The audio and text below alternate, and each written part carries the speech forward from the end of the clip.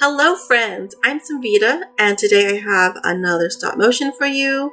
Trying to stay within the Halloween and autumn theme, I have created a pumpkin farm harvest festival / carnival. Okay, so I just wanted to start off by saying I wanted to only use base game and spooky stuff pack, and I thought I achieved this, but for some reason 2 other packs are being flagged as well, and I went to the gallery and checked the show me items in this build from the pack and nothing shows up. So I'm not sure if it's a glitch that will fix itself later or if it's forever flagged incorrectly. But do know if you have base game, well, obviously you have base game, but do know it's a base game and spooky stuff pack. And this build will come mostly complete. So if anything, maybe a light fixture or side table might be missing. But I couldn't find anything from the other 2 packs that were labeled, so I don't know. So I was highly influenced for this type of build from a TV show that I used to watch maybe 10 years ago. It was called Little People, Big World. And part of the show was about a family that lived on this big plot of land, this big farm. And along with other things that they did on the farm, the main source of yearly income was pumpkin season. So similar to a lot of American pumpkin patches, they sold an assortment of pumpkin types and sizes. They also had pumpkin carving, arts and crafts. There were hay bale rides, games, and they had, well, I think they had either a hay or a corn maze. But I also took inspiration from another show, one of my favorite shows when I was much younger. It was called Gilmore Girls.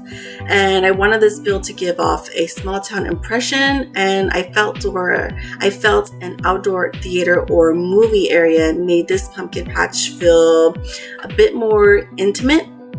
So I do have to admit though, that this house itself, it's not an original build or not an original layout. I Google searched farmhouse and I found this layout.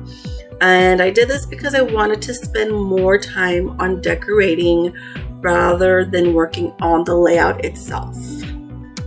So this home is a 3-bedroom with 2.5 baths.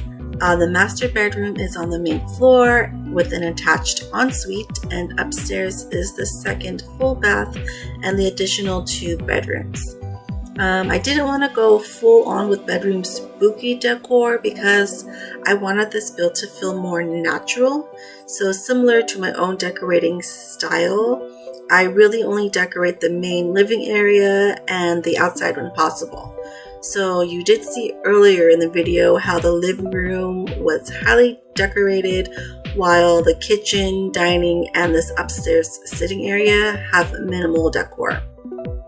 I wanted this house to feel very lived in and realistic, but I also imagine this family hardworking and outdoor lovers, so I try not to clutter things up too much. Outside, of course, will be full on with decor because that is where all the fun happens.